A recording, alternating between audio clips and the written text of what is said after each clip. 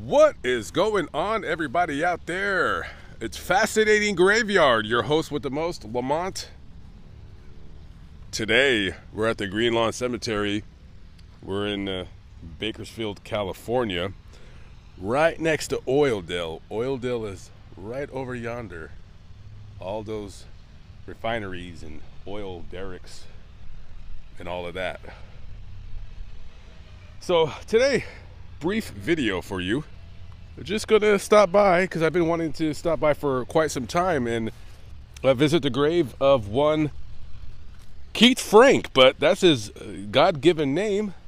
Everybody knows him as Adrian Adonis. He was a wrestler that was popular, particularly in the WWF in the mid-'80s. He was born September 15th, 1953 up in Buffalo, New York. Tough kid growing up, get into quite a bit of fights, backing his friends up. Not gang stuff, just being a roughneck, tough kid. And later growing up, he got into wrestling. Now, he had a gimmick. Back in those days, it was kind of like local wrestling federation. So his gimmick was, he was so tough that after his matches, he would invite anybody in the crowd. He said, if you can last 10 minutes with me, I'll give you money. I'll pay you. And I don't know if anybody ever lasted 10 minutes. And he was rough on them. This wasn't like, I'm just going to pretend to punch you. No, this was a wrestling / fight. And that quickly got the notice of organizers at the AWA. What is that, American Wrestling Association? That's just a lucky guess. I don't know. So he wrestled in the AWA in the 70s. And then later on, he would move over to the WWF. But for a while, he did tag team with Jesse Ventura. Remember Jesse the Body Ventura? They had that tag team called the North-South Connection. Now, here's where things get a little bit weird with Adrian Adonis. I never understood this, and I don't know who gave him the idea of this marketing gimmick. But so he's in the WWF, and listen, there's a lot of guys that act tough in the WWF. There's a lot of wrestlers that pretty much have a very similar image. They're a tough guy and nobody mess with them. So maybe Vince McMahon or one of the writers, producers at the WWF, they said, hey, we got a great idea for you to stand out away from the tough guys. We're going to have you dress in like these really weird color outfits and boas. And you're basically going to be a gay character. And of course, this guy is not gay. He has a wife and 2 kids, but he wasn't with the idea of pretending he was gay. I guess the idea was for him to be a heel or a bad guy. And then everybody would, boo him when he comes out and call him the F word with the 2 G's, and then all this stuff. Now today we're different. We're a different crowd. We're different people, right? Like that's no longer funny. Well, unless you're by yourself with your friends, then it's hilarious. I find it funny. But sorry guys, let's be serious for a minute. So it's pretty rough on him, and however it kind of worked because he became popular and he became adorable Adrian Adonis. Another weird thing about Adrian, originally when he was wrestling in the AWA, he was just like a really stocky tough guy. But over the years, as he wrestled in the AWA, moving to the WWF, his physique wildly changed. He went from like this really rock-solid dude to like this portly, kind of flabby almost, rotund guy. Now, he was still athletic, so that's not taking anything away from him. But he put on like, I want to say he might have put on 100 pounds.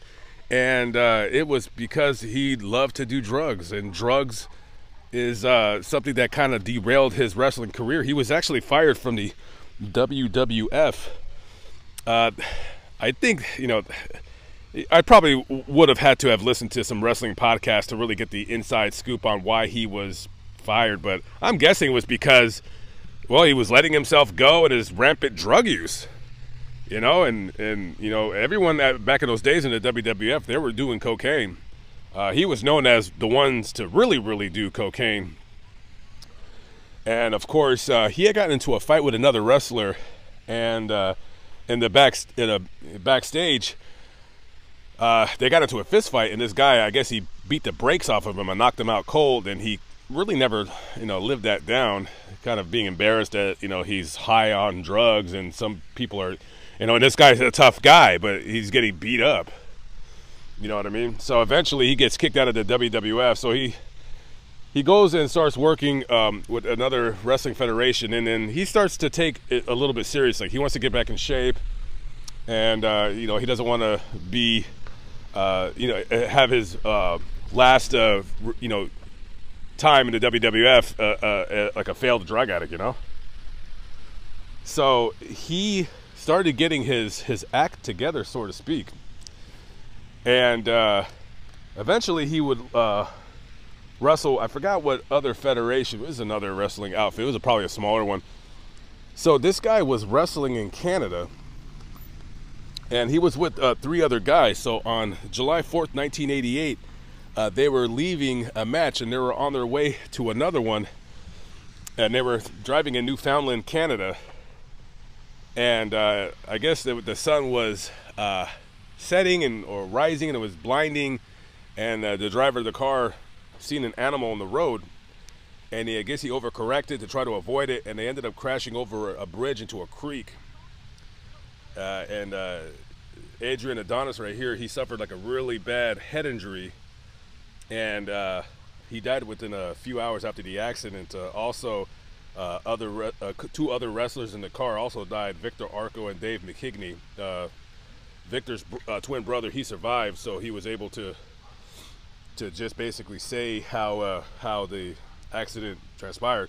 So this guy was only 34 years old when he died, and a young guy, and his family, they all lived here in Bakersfield, which is where we're at, of course. And yeah, it's just a sad story of just excess and going too far with certain things, and but a tough guy. It's weird to how people remember this guy for his shtick of just being this like flamboyant, even before Goldust. Before Goldust, there was Adrian Adonis, but people that really knew him knew that, this guy was nobody to be played with. This guy was a tough man, for sure. So rest in peace to Adrian Adonis. We'll always know you as Adrian Adonis. And yeah, I remember this guy when I was a little kid. I was wondering what this guy's deal was, but I didn't understand at the time. All right, rest in peace, brother. All right, guys, I'm out of here. I'm hitting the road. Where are we going? We're going to Fresno. A story that I've been wanting to do for quite a number of years. And the finish ends in Fresno. I'll catch up with you on the next video. Peace out.